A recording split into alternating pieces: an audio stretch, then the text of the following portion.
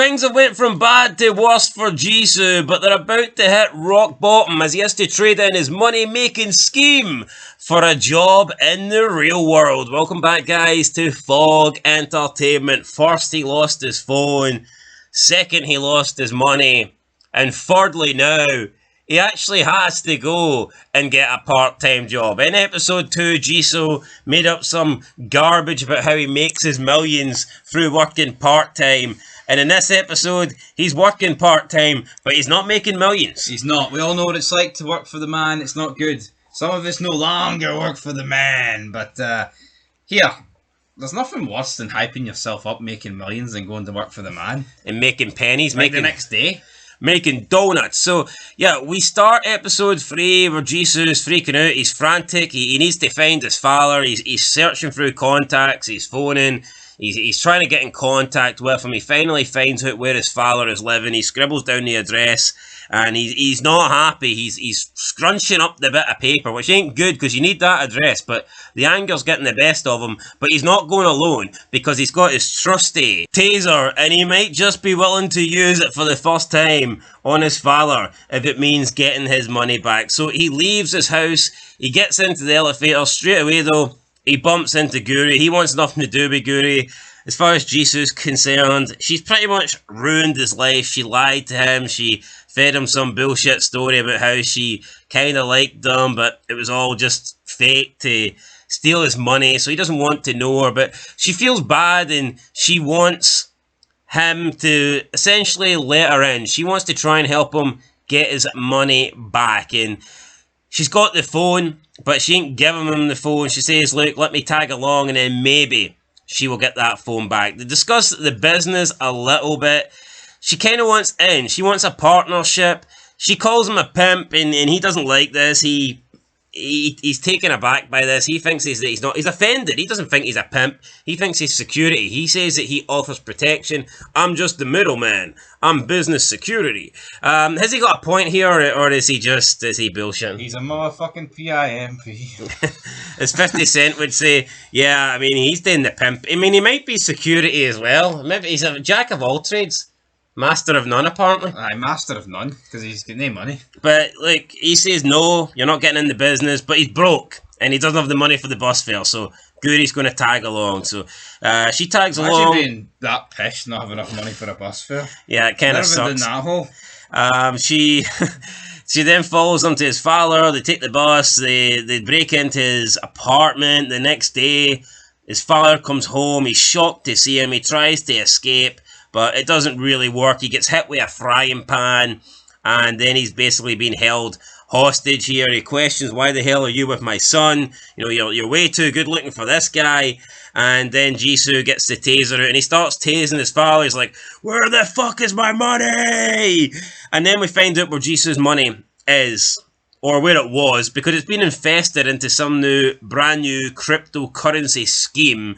And we go on to it, we log in. Gyuri can't believe that his father has invested it in this cryptocurrency site. She's like, right, we need to get the money out of this. This is bad. This ain't good. I guess Jisoo doesn't really know about cryptocurrency because he thinks that there's nothing really to panic here. He thinks he can get his money out. And then the screen flashes 91%, and he ain't getting the money back. He's lost 91% of all the millions of won that was stuck into this. She's like, right, let's try and just get back what we can. Jisoo's father's grabbing the laptop. We get into a bit of a brawl here, and the laptop goes flying. The laptop crashes, and I guess that kind of sums up the cryptocurrency site. It sums up the investment, because that has certainly crashed. I think this is absolutely baffling, man, how this guy takes the money for his son just to invest it in this and lose it all. Yeah, like, you know, I thought he took it because he needed it. But wait, he just invested it in Bitcoin? What a loser. What a loser. Jisoo then looks at this big-ass fucking meat cleaver. He's looking at the back of his father's head. He's thinking, you know, this would make a good target here for this meat cleaver, this big weapon. You know, could I kill him? Is it worth it? And he's like, no. He's just dejected. He walks out. Gyuri's like, follows him. What you doing? You got to get back in there. You got to kick his ass. You know, you got to get your money back. But he's like, what do you want me to do? I can't kill the guy. He's my father. and he makes his way home. He's dejected. Gyuri tries to talk to him, but he's like, leave me alone. You've ruined my life. I don't like you. I don't like my father. I'm just going to be broke and go home and find a regular job. And at this point, I guess Gyuri feels bad for him, and she returns the phone. So he's got his phone back. That's the good news for him. Bad news for him is he's got no money. He can't pay Mr. Lee. And if he can't pay Mr. Lee, then he can't accept any bookings because Mr. Lee is the security man. Mr. Lee is the guy that's going to deal with all the crazies. So he's got his phone, but he's not got the finances. So he has to go and work a regular job. And he gets a job at some like factory where he's like, it's like manual labor, I guess, lifting crates, sandbags or something? Sandbags, or I don't know, compost, or it's not really what you want. He then leaves at the end of the night with an envelope, and it was a very thin envelope. The Koreans even do countryside? Probably not. All you see is buildings. Yeah, I wonder if you get like grass and fields and stuff. Well, I know Korea. you get grass. Like I have seen grass and trees, but in terms of actual fields, like they've just fucking built over the top of them all. Yeah, so I mean, who knows what is happening there? But he got a small amount of money. I mean, he's not impressed. He goes home. He's absolutely wrecked. He wants Mr. Lee to continue working. He's ready to accept a job, but Mr. Lee will not accept a job until the money's in his bank account, and Jisoo has to blame it on a technicality. He's like, hold on, stand by, and you will get your money. So I guess it's going to require a few more shifts before Jisoo can get the business up and running. He doesn't go into school the next day, I guess, which concerns Gyuri a little bit.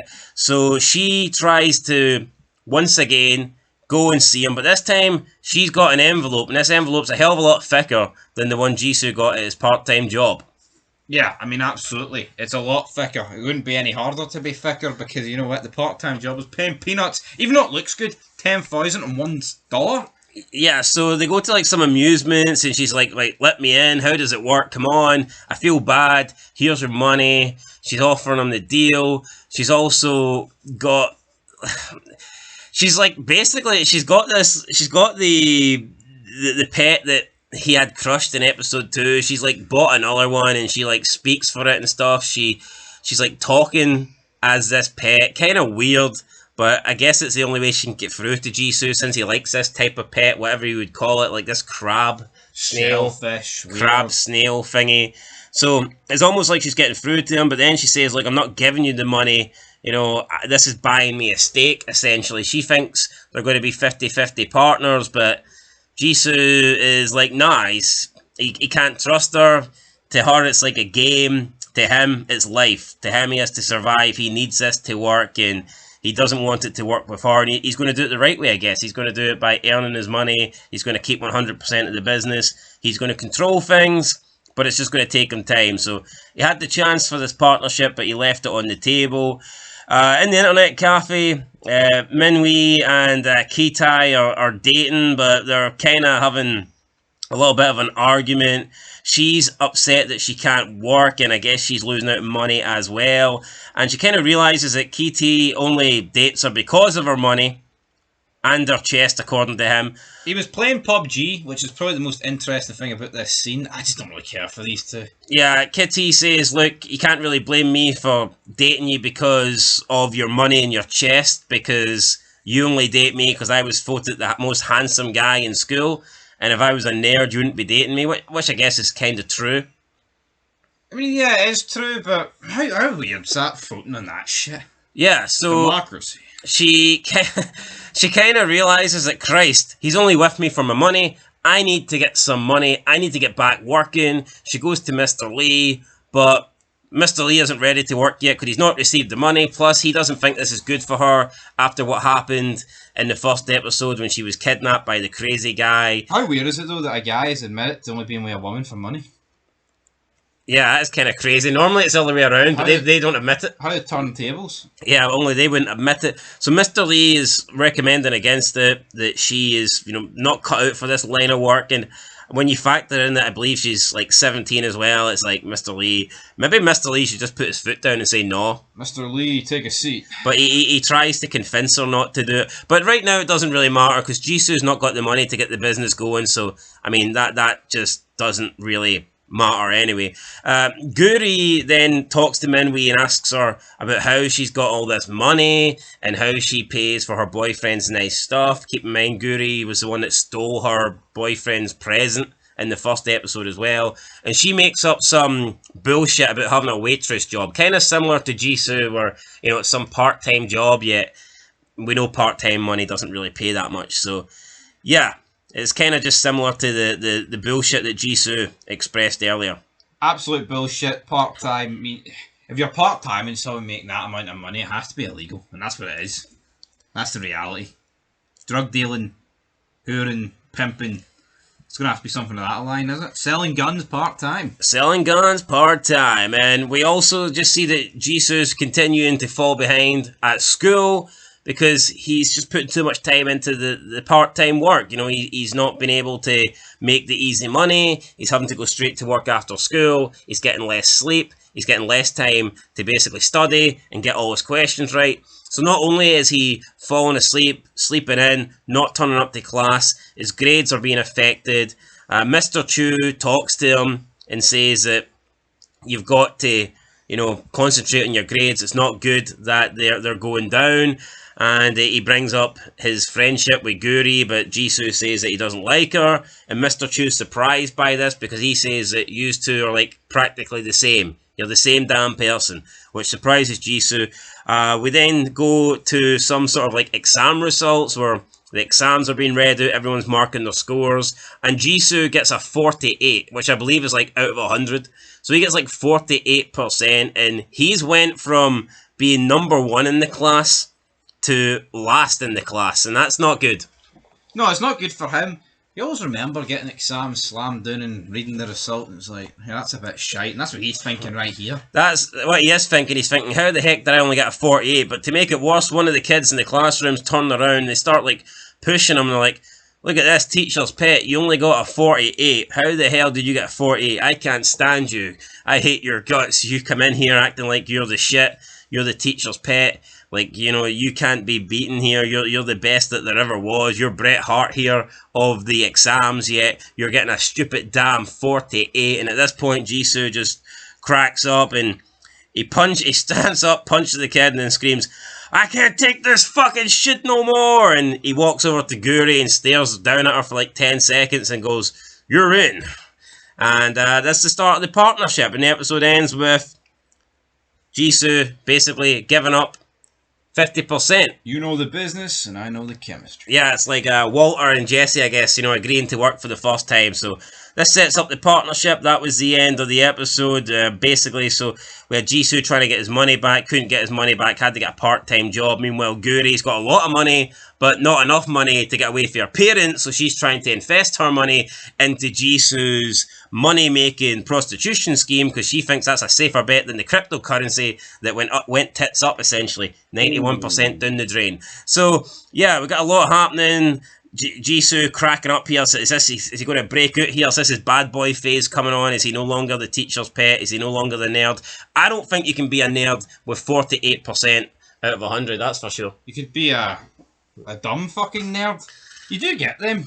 Nerds that are just nerdy but dumb as fuck at the same time.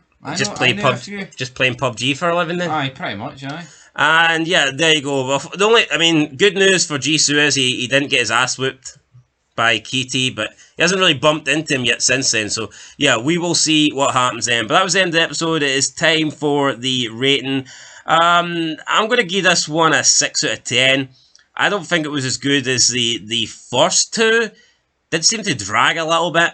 I thought there were some really good scenes, but yeah, I mean, I didn't really need to see... It's a bus ride and then him contemplating what he's going to do. And lifting compost and stuff like that, you know. It's a 6 out of 10 every day of the week. But yeah, no, I think the ending was very good and stuff, and there were some good scenes in between, and I liked when Gyuri got the pet, you know, crabfish or whatever, and she was like talking for it. Crayfish? Trying to, like, you know, she was trying to get through to him using this stupid, weird little insect pet. But yeah, for me, 6 out of 10. For you, 6 out of 10. Arachnid, mate. Yeah, there you go, guys. Anyway, that's it. We'll catch you in the next one, 6 out of 10. Till next time, peace.